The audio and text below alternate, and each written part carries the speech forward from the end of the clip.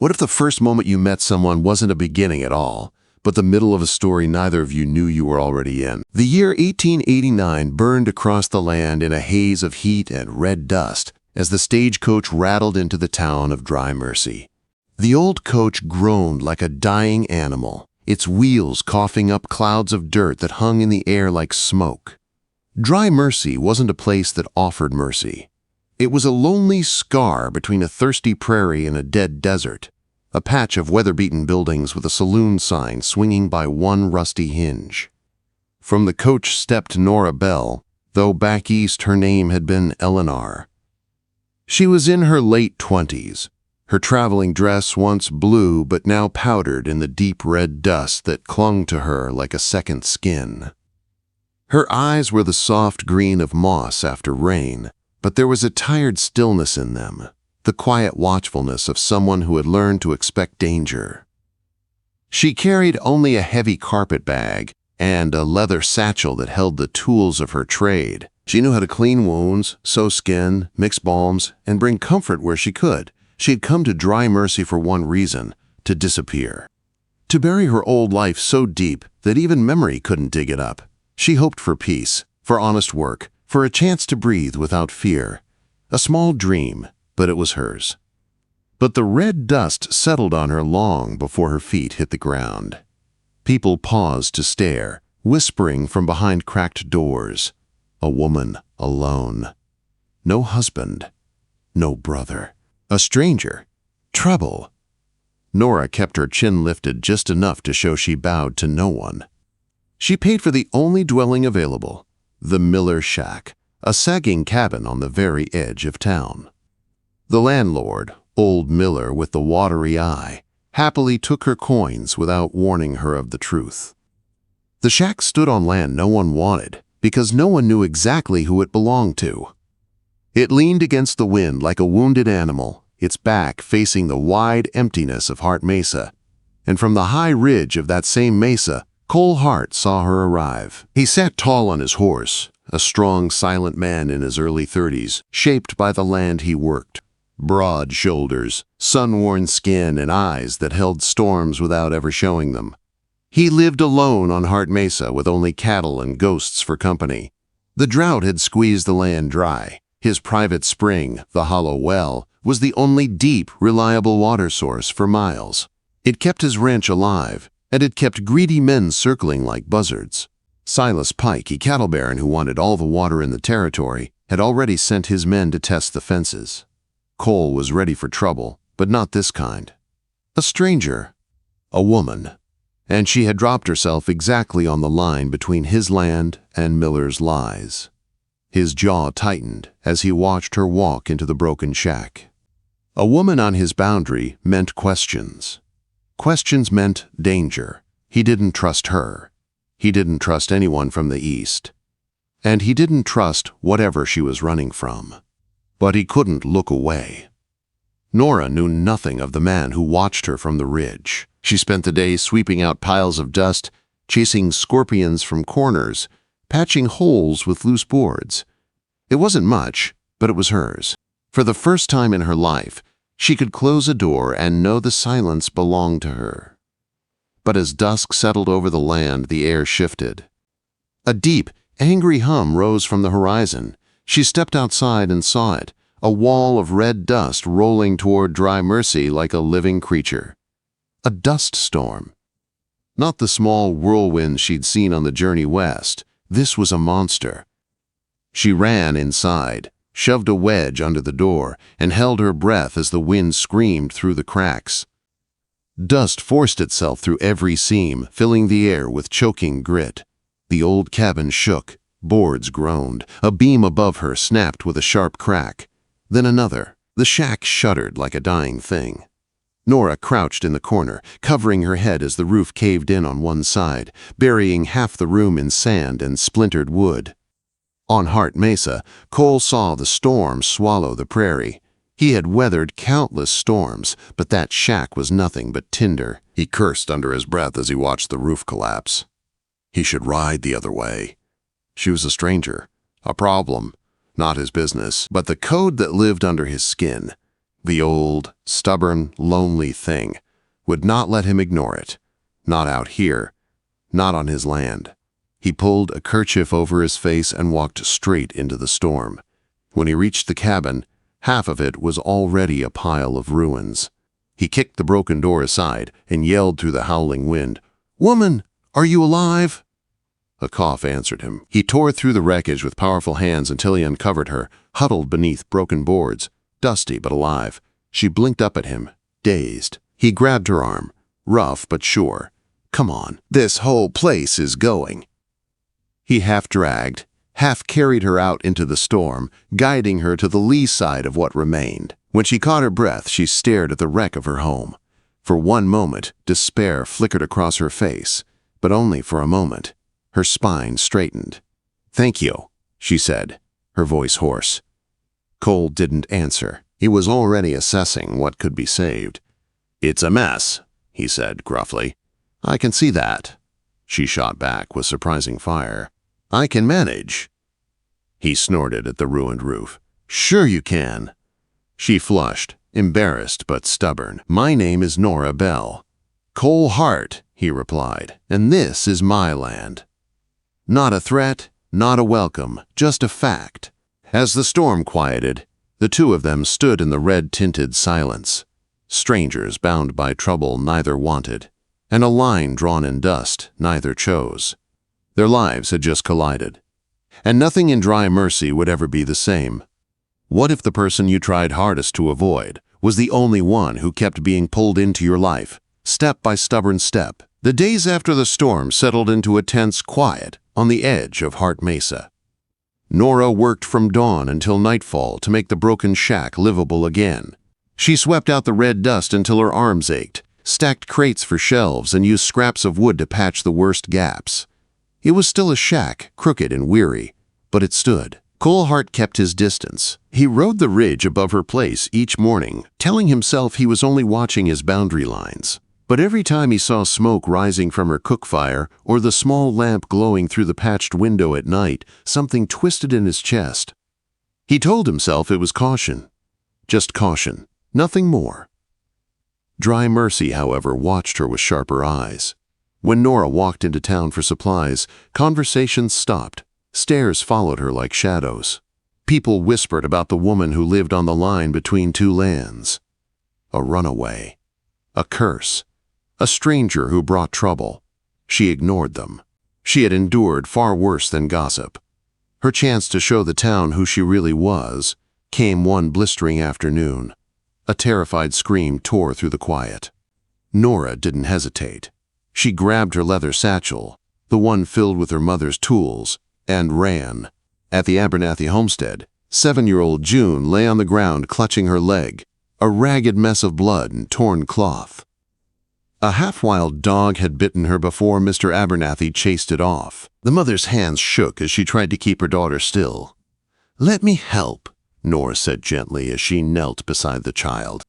Mrs. Abernathy hesitated, fear and doubt fighting inside her. But then June whimpered in pain, and the mother stepped aside. Norah cleaned the wound with a steady calm that soothed the panic around her. She used the carbolic solution, bracing June for the sting. She threaded her needle with silk and began to sew, small, tight, crisscross stitches, clean and perfect. Her mother's pattern, a healer's pattern. She didn't notice the rider approaching. Cole Hart watched from a distance, then slowed his horse to a stop. He had only meant to check the fence line.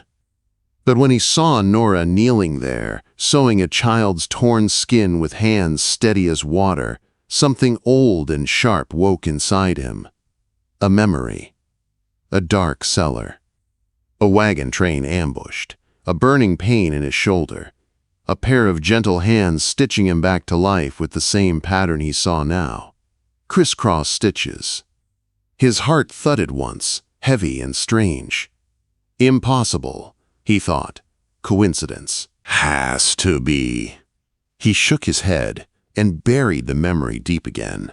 When Norah finished, she bandaged June's leg and gave Mrs. Abernathy a salve and willow bark. "She'll heal fine," Norah said softly. "Just keep it clean." Mrs. Abernathy grabbed her hand with tears in her eyes. "Thank you. We can't pay." "You already have," Norah said. "She's safe."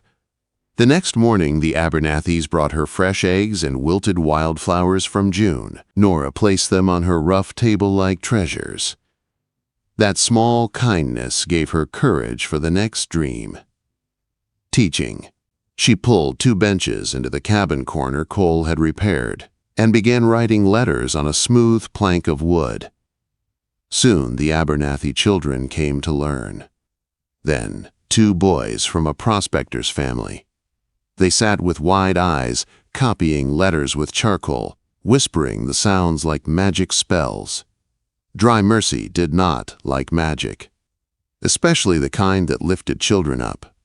Martha Gable, the banker's wife, glared every time she passed the shack.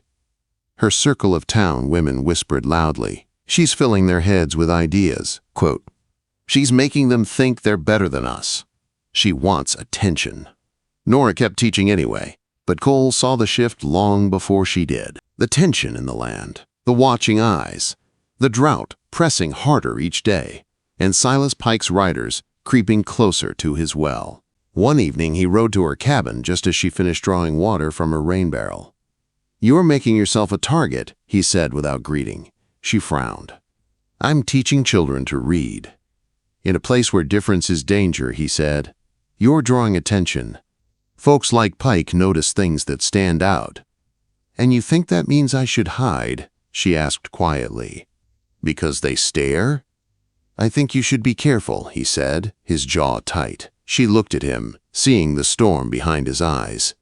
"I won't stop helping people." "That's the problem," he muttered, her breath caught. "Your problem?" Quote. He rubbed a hand across his tired face. "You're on my land, whether you meant to be or not. That makes you my responsibility when trouble comes." "My existence is trouble to you then?" Quote. "That's not what I said." "No," she whispered, "but it's what you feel." The space between them filled with things neither was brave enough to say. Cole rode off into the dusk. Norah went inside, her chest tight. A few nights later, trouble found her anyway. Old Jedediah, a half-mad prospector who lived in the Rocky Hills, had broken his arm. No one else dared go. Norah packed her satchel, wrapped herself in a shawl, and headed into the night alone. As she walked beneath the thin moonlight, she didn't see the shadow on the ridge above her. Didn't see the cold eyes following her steps. Dane Crow, Pike's hired gun. He watched her with a slow, dangerous smile. There it is, he thought. Her weakness. She can't stop saving people. And a woman who couldn't stop helping was the easiest kind of mark. What if the only way to save someone you cared for was to walk straight into the danger you feared most? The drought tightened its grip on Dry Mercy until the land itself seemed ready to crack apart. The town well turned to mud. Families went hungry. Children grew pale and weak. Every set of eyes looked toward Hart Mesa, toward the one source of water deep enough to survive the sky's cruelty. The hollow well. Cole Hart's well. The well Silas Pike wanted more than anything. Norah couldn't ignore the fear in the faces of her students. She walked to Cole's ranch house one evening, the sun a dull red ball sinking behind the hills. Cole met her on the porch, rifle in hand, suspicion in his eyes that softened the moment he saw her. "Cole," she said quietly, "Dry Mercy has no water left." Quote, "I know," he answered. "The children, their families, they're running out of time." He didn't speak. His gaze hardened, but not at her. "You have water," she said. "It's my well," he replied. "My cattle, my land, my fight." She stepped closer, her voice steady. "You're not wrong. But letting people suffer when you have enough to help, that isn't survival. That's cruelty." The words hit him like a hammer. He searched her face, looking for anger, pity, anything. But all he saw was truth. And something deeper. "If I open that well, Pike will twist it," he warned. "He'll claim I owe him. He'll say the land belongs to him." "Then don't just open it," she said. "Control it. 1 bucket a day for families with children, half for single homesteads. You keep the ledger, you set the rules, not Pike. Cole stared at her, surprised by her courage, her clear thinking, her refusal to back down. She wasn't soft. She wasn't helpless. She was fire-wrapped in calm. Finally, he nodded once. Sunup to mid-morning. That's all. The next day, Norah posted the ration rules in town. Heads turned, mouths opened. But not a single person argued. They lined up in quiet desperation. And Cole stood by the well with his rifle resting against the stones, watching every man who approached. The town of Dry Mercy began to change that day. But Pike noticed, and he didn't like it. His hired gun, Dane Crow, waited for his moment. Norah didn't know she was in danger until Cole found her in the dry creek bed days later. Crow had cornered her, his voice smooth and deadly, telling her to leave town, to stop teaching, to stop helping. His shadow fell over her like a storm cloud. Cole's voice cut through the air like a blade. "You're on my land!" Crow turned, sneering. "This is between me and the lady." Cole stepped forward, eyes cold. Not anymore.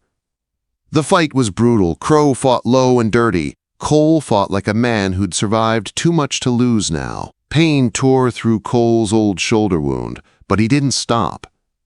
When he finally threw Crow to the ground, the threat was clear. "Come near her again, and you won't walk away." Crow spat blood and fled, but the danger wasn't gone. It was only beginning. A dry storm rolled in that night, lightning ripping across the sky without rain. One strike hit Norah's patched roof. Fire erupted. She screamed for help, racing for her satchel, her herbs, her tools, her life. Smoke choked the room. Then the door burst open.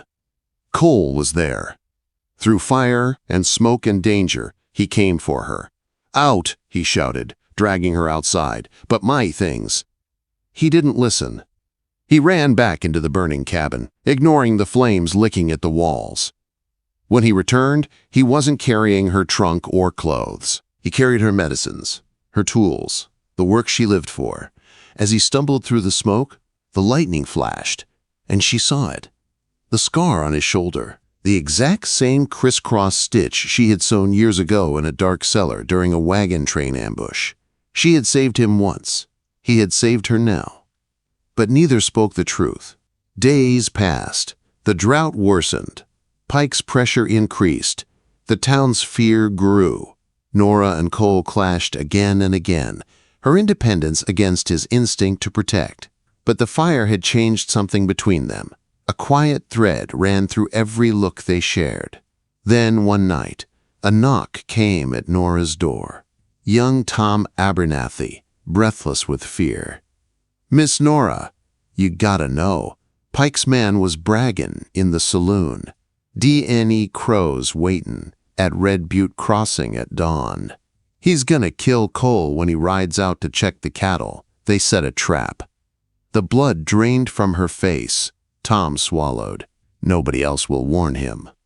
Norah didn't think. She moved. She borrowed the Abernathy mare. She rode into the freezing night with only her satchel and a blanket. The land was a maze of rocks and gullies, slick from the recent rain. She pushed the tired mare harder, fear clawing at her throat. Dawn crept up too fast. Cole was already riding toward the pass. Norah saw the glint of metal on the ridge. A rifle. Crow. She didn't have time to think. She rode straight into the open, waving her arms. "Cole, look out!" He jerked his reins. The bullet meant for his heart missed, but the second shot didn't. It hit her. The force knocked her from the horse. Pain exploded through her arm. She couldn't breathe. Cole saw her fall. Something inside him broke. He turned, lifted his rifle, and fired once. Crow dropped from the ridge like a stone. Silas Pike watched from another ridge. When he saw Crow fall, he fled. Sheriff Hale and a small group later chased him down. But Cole didn't care.